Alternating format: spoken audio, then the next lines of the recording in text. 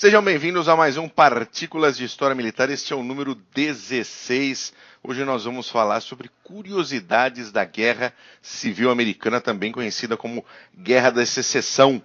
Comigo, como sempre, meu amigo Glênio Madruga. Tudo bem, querido?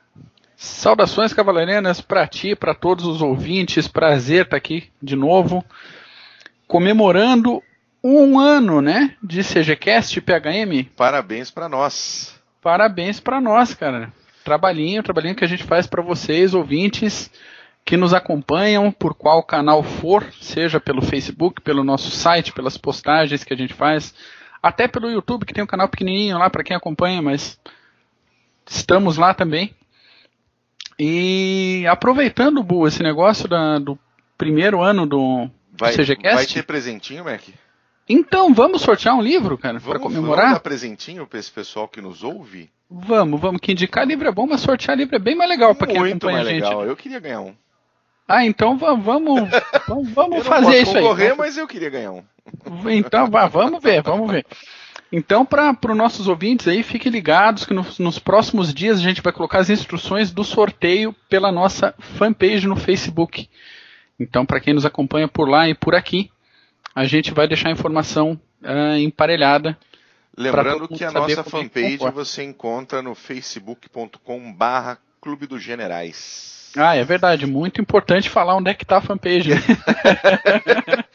Bem importante, meu querido.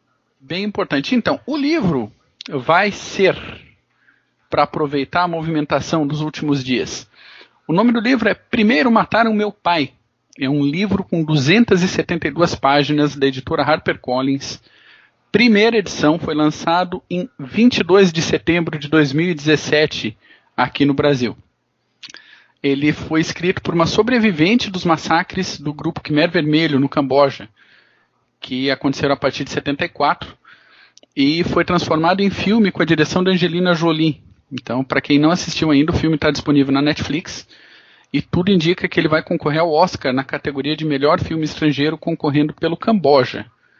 Então, assisti agora o filme, muito legal, já estou com o livro na minha fila de leitura. Eu acho que o nosso ouvinte que ganhar o livro vai curtir bastante esse mimo.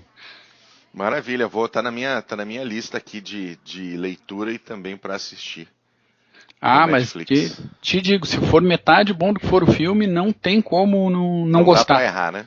Não dá para errar, não tem jeito. Muito bem. Mas vamos falar um pouquinho sobre Guerra Civil Americana, meu querido, um pouquinho sobre as curiosidades da Guerra Civil Americana. Ela que aconteceu entre 1861 e 1865. Foi uma guerra que teve como motivo especialmente as diferenças entre Norte e o Sul com relação à escravidão. Durante anos antes, né, a partir dali de 1857, já começaram a haver alguns problemas, já que os escravos fugidos do Sul encontravam refúgio no Norte, e os estados do Norte começaram a não respeitar uma lei federal, onde eles deveriam devolver esses escravos para os seus donos no Sul. E a treta. E aí a treta começou a pegar, e os estados do Sul começaram a sentir que, na verdade, as leis da União não estavam sendo respeitadas, até o momento em que houve realmente uma cisão e a Carolina do Sul se separou efetivamente, levando com ela mais outros 6 estados do Sul. Então, hoje nós vamos falar sobre essas curiosidades, e na próxima semana a gente vai colocar para vocês um CGCast um pouco mais longo, falando exatamente sobre a Guerra Civil Americana, causas, consequências. Ela tem um grande impacto na sociedade norte-americana, então são dois podcasts para assistir, um coladinho no outro, vai ser muito legal. Um aperitivo e um prato principal para todos os interessados no assunto. Com certeza. Mas vamos lá, vamos falar. Nós temos aqui 18 curiosidades, hein? 18 muito bom, curiosidades. Tem coisa boa aqui. Mas vamos lá, curiosidade número 1. O último veterano da Guerra Civil Americana, um senhor chamado Albert Henry Wilson, faleceu somente em 2 de agosto de 1956. Caramba! Né? A guerra terminou em 1865, ele faleceu em 1956. Ele faleceu com 106 anos. Ele se alistou nas tropas da União como o drummer, tá? Aquele rapazinho que vinha tocando a caixinha da bateria, né? O carinha do repique. O carinha do repique, que ele, né, ele tem lá a sua função de dar ritmo, né, à tropa. Ele ainda era ele ainda era uma criança quando ele se alistou. Aliás, um detalhe, Mac, ele se alistou porque o pai dele, que era um soldado da União, faleceu no combate.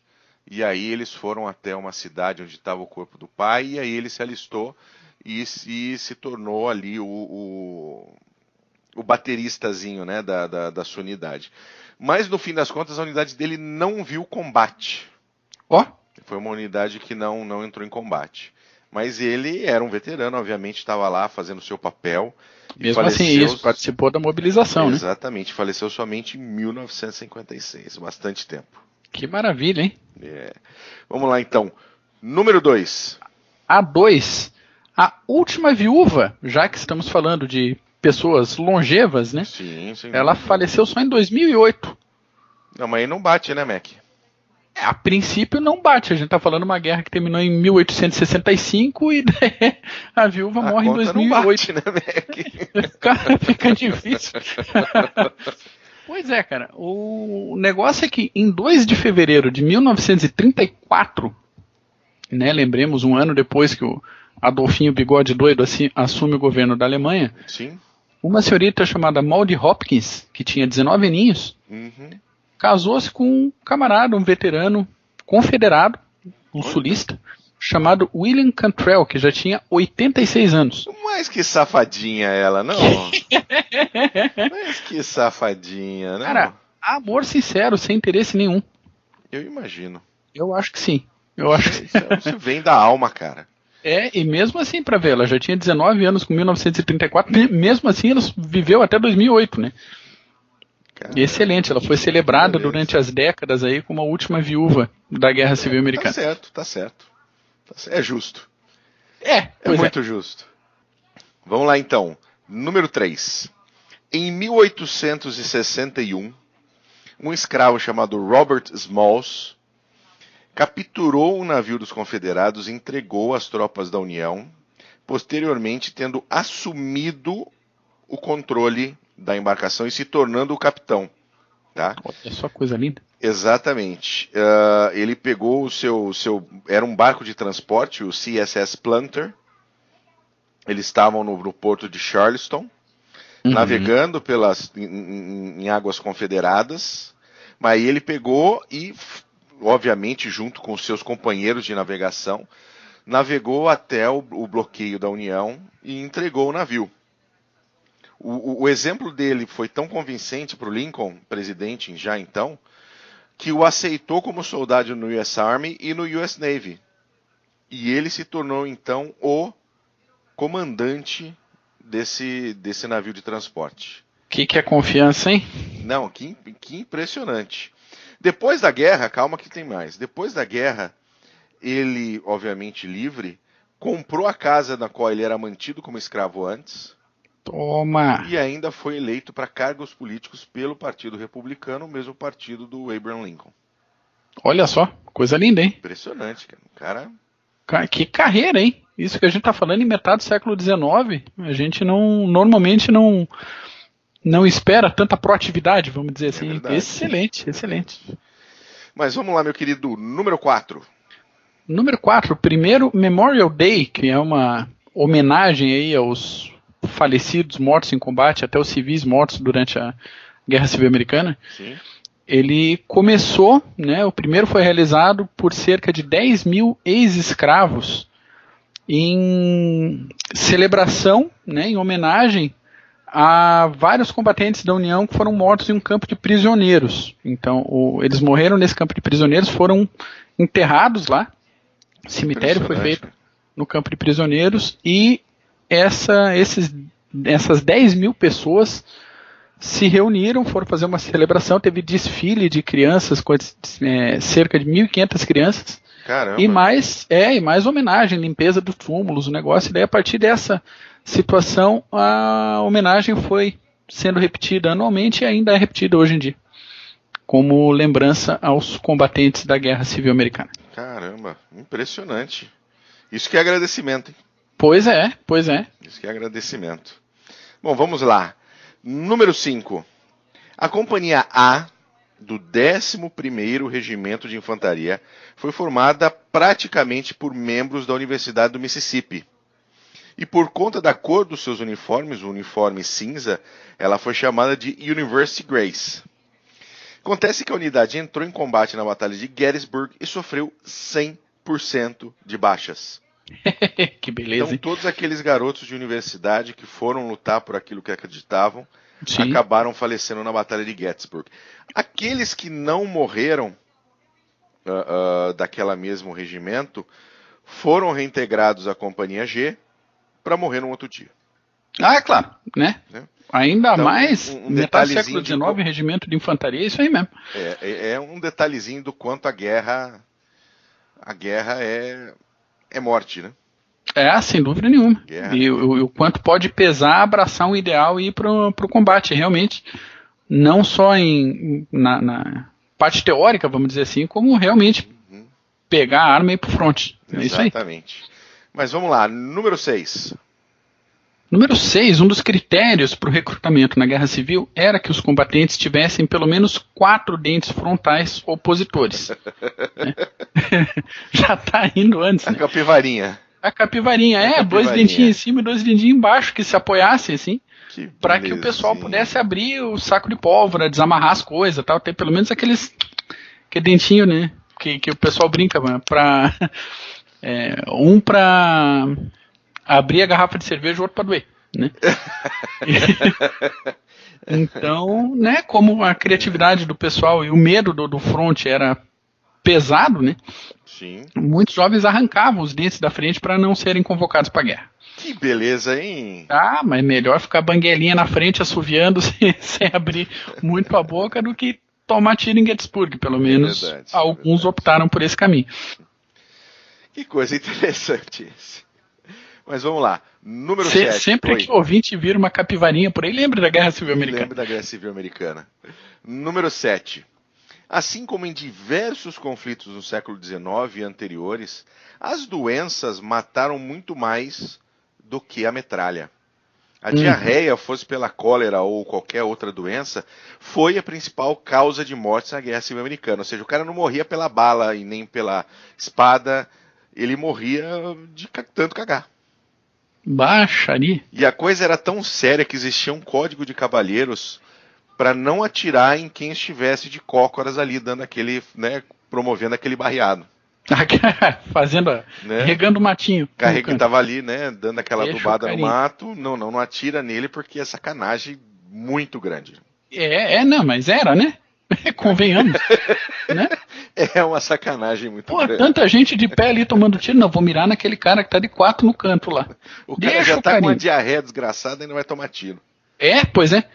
Não, e teve a malária também. É muito legal pesquisar essa parte médica. É legal. Hoje em dia é bonito aqui, limpinho e sem diarreia, né? Mas é interessante pesquisar essas condições sanitárias da guerra, e não só dessa, mas também Guerra da Crimeia, a Guerra da Tríplice Aliança aqui, também conhecido como Guerra do Paraguai. O tratamento médico para algumas doenças, a quantidade assustadora de baixas, a incidência de doenças, mesmo na Guerra Civil Americana, cerca de 1 milhão de combatentes teve malária. Nossa, impressionante. Então, se a gente for ver depois a quantidade de mortos e a quantidade de gente que teve malária, é pesado, é puxado. Mas vamos lá, Mac, número 8. Vamos aproveitar o assunto, então. Falando de morte, estima-se hoje em dia que entre 618 e 750 mil combatentes morreram na Guerra Civil, dependendo das fontes que levantam esses dados, né? Caramba! É gente, cara, é gente. Morreu mais gente nessa guerra do que na própria Guerra do Paraguai, aqui entre Brasil, Argentina, Uruguai contra o Paraguai. Isso que morreu gente na Guerra do Paraguai. Mas na Guerra Civil, Isso também significa, para termos de comparação, que morreu mais soldados só nesta guerra interna do que o total de mortes somadas na Primeira Guerra Mundial, e isso morte de americanos, né? Sim. Somadas na Primeira Guerra Mundial, na Segunda Guerra Mundial, na Guerra da Coreia, na Guerra do Vietnã e em mais alguns conflitinhos aí perdidos no meio do caminho. Se somar tudo isso, ainda não dá a quantidade de gente que morreu na Guerra Civil. Caramba, impressionante isso. Proporcionalmente, cara, 1 em cada 65 unionistas, né, nortistas morreu e 1 em cada 45 confederados. Caramba. Pois é. Impressionante. Extremamente sangrento, hein? Pois é, irmão pois é. Contra irmão. Moedor de carne. Moedor de carne. Mas vamos lá, número 9. Vamos falar um pouquinho sobre campos de prisioneiros, Mac. As condições em campos de prisioneiros, obviamente, eram drásticas, horríveis, né? Especialmente no século XIX. Sem dúvida. Estimam-se que 56 mil pessoas morreram nesses campos por uma série de motivos. E aí tem uma curiosidadezinha um tanto sádica. No campo nortista de Elmira, lá no estado de Nova York, norte dos Estados Unidos, foram construídas torres de observação para que a população ali da região, que não tinha muito o que fazer, pudesse assistir ao cotidiano dos presos.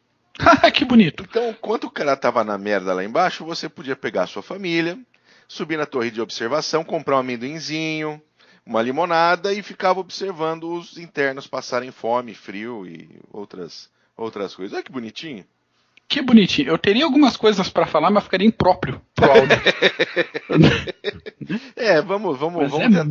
Vamos tentar manter alguma, né? Alguma decência. Alguma decência, é verdade.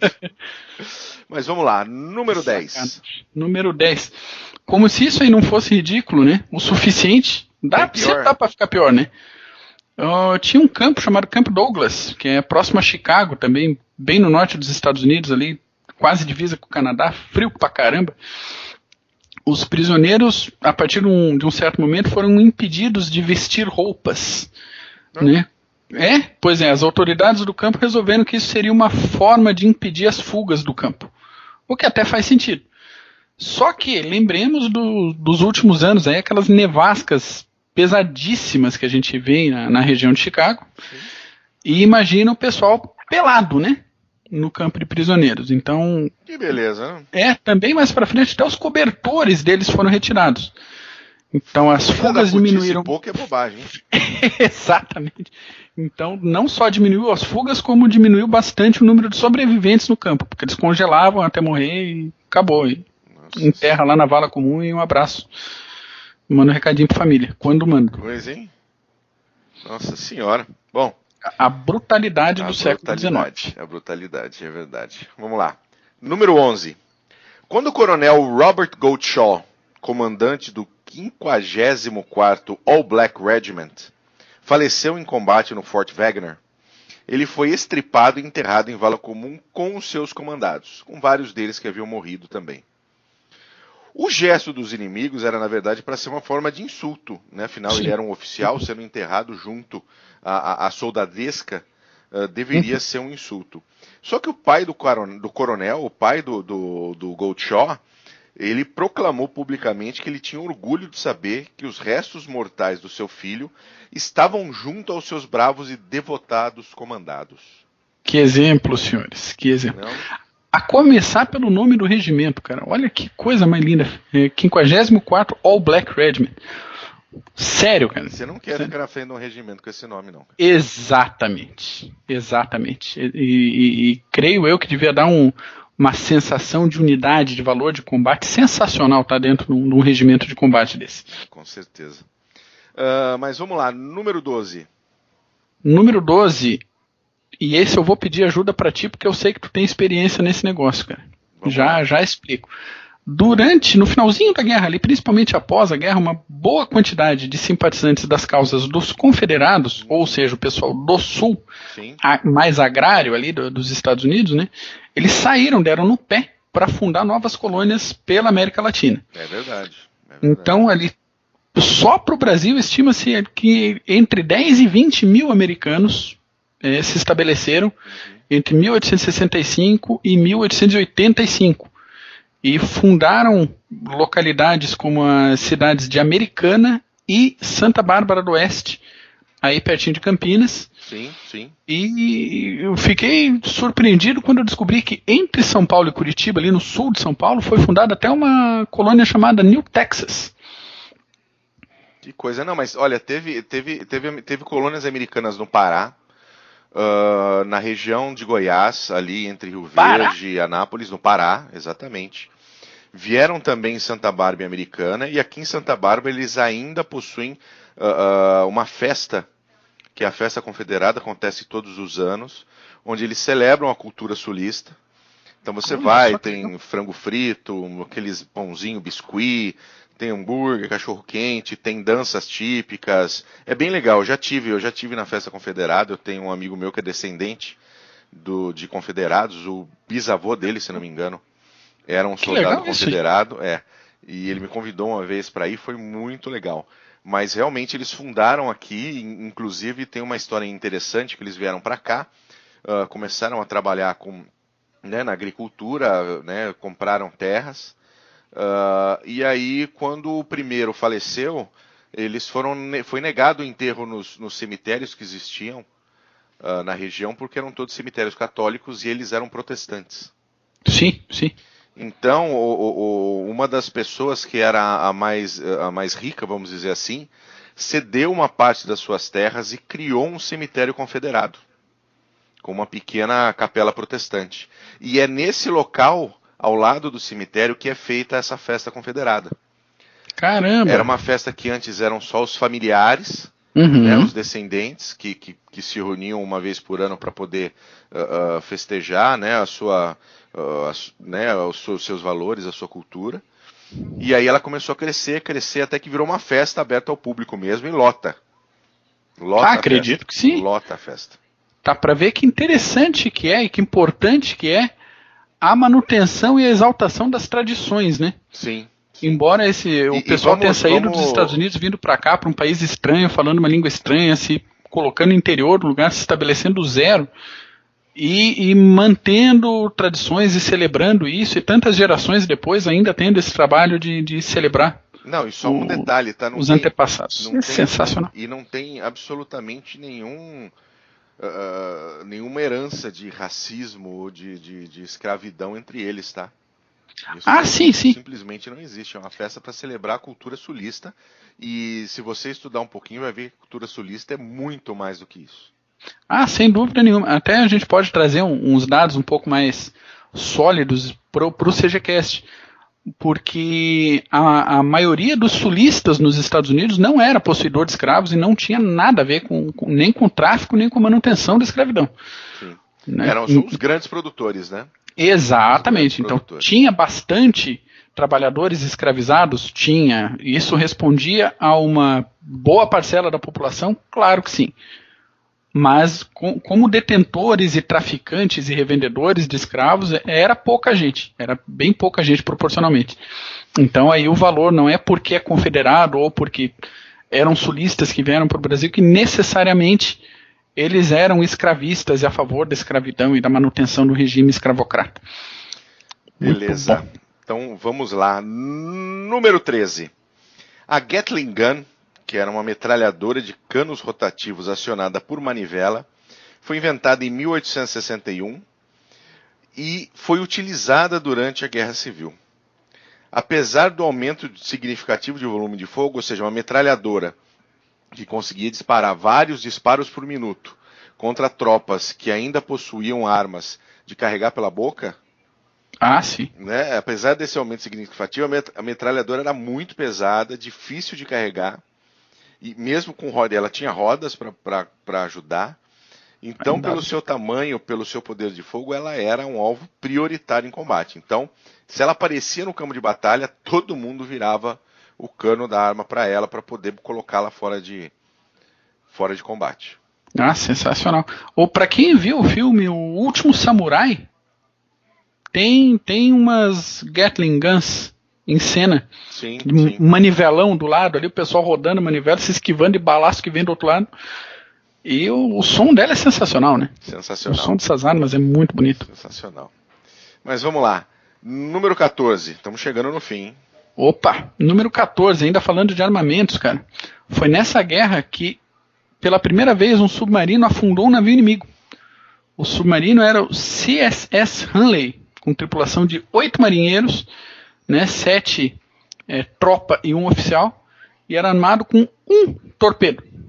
O motor, né, era o submarino com maior consumo por litro e os mais silencioso da sua categoria. Não tinha motor, né? Era uma hélice acionada manualmente por um eixo, o pessoal meio que pedalava, né? Fazia a volta no muque ali no eixo do submarino. Ainda assim ele botou para o fundo o USS Housatonic. Pois é, acontece que durante o combate o Hunley foi danificado, né? Você até tem mais detalhes para nós aí, e afundou. Foi recuperado 136 anos depois e hoje em dia tem processo de restauração nos Estados Unidos. Exatamente, inclusive durante o seu processo de salvatagem, eles descobriram a causa do afundamento, né? O que aconteceu foi que depois que o Hunley bateu no Housatonic e deu ré, né, para se deslocar, para se separar do torpedo, o torpedo ficava na frente, ele não deu tempo dele sair, dele ter uma distância suficiente para a explosão. Então o pessoal e o pessoal dentro do submarino morreu pela diferença de pressão da explosão. Tá, só volta um pouquinho. Espetou o torpedo? Ele espetou o torpedo. O torpedo ficava na ponta, ele espetou a carga. Não era bem um torpedo, né? Ele espetou aquela carga explosiva. Era uma lança submarina. Deu ré, era uma lança submarina. Deu ré, e aí aquilo explodiu e afundou o Housatonic e eles também.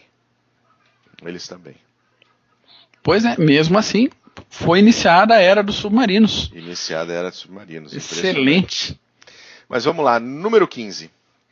Com 9 anos de idade, um garotinho chamado John Clam fugiu de casa para lutar na Guerra Civil. O exército da União o aceitou e colocou ele no tamborzinho para marcar a marcha dos combatentes. E aos 11 anos, ou seja, 2 anos depois, ele se tornou o mais jovem suboficial do exército americano. Em 1915, ele era o último veterano da Guerra Civil ainda em serviço durante a Primeira Guerra Mundial. Caramba! Sujeitinho também precoce, não? Pô, precoce encardido pra caramba. Ele teve mais ou menos a pegada do Albert Wilson, né? Albert Henry Wilson, que começou bem cedinho na guerra. Exatamente. E foi embora. Só que enquanto o Wilson foi o veterano mais longevo, esse teve o serviço ativo mais longevo, né? Teve o serviço ativo mais longevo, isso é verdade. Até 1915 na atividade, é sensacional. Impressionante. Vamos lá então, número 16.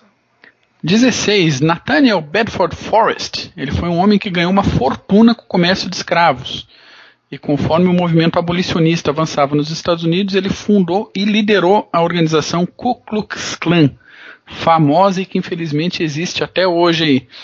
É uma organização que na sua origem não tinha como objetivo o extermínio, apesar de vários assassinatos terem sido cometidos, mas eles eram radicalmente contra os direitos civis aos negros libertos, né, livres e libertos. Sim.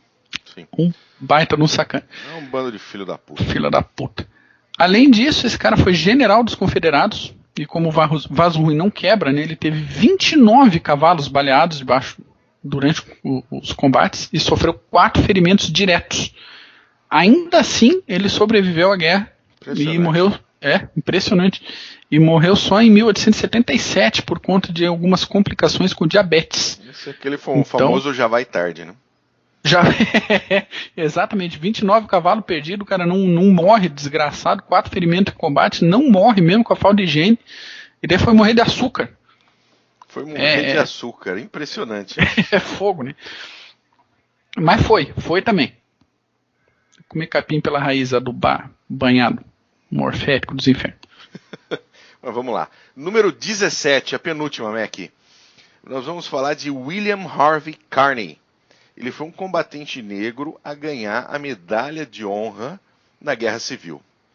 Ele levou tiros no rosto, nos ombros, nos braços, nas pernas, e ele era aquele soldado que levava a bandeira americana em combate. Isso era muito comum no século XIX. Sim, sim. A pessoa levar o seu estandarte para o combate, até mesmo para identificação e mais uma série de questões. E ele se recusou, apesar de todos esses ferimentos, a permitir que a bandeira americana tocasse o chão. Então ele se arrastou com a bandeira americana sempre sem que ela tocasse o chão, até que ele conseguisse alcançar um outro soldado onde que pudesse carregar a bandeira durante a batalha. Que maravilha, hein? Que maravilha. Absolutamente impressionante, e também a dedicação, né? A dedicação pela causa.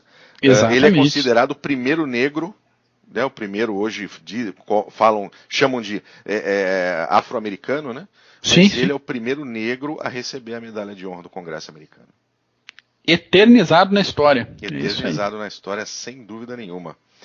E agora a última, meu querido, número 18.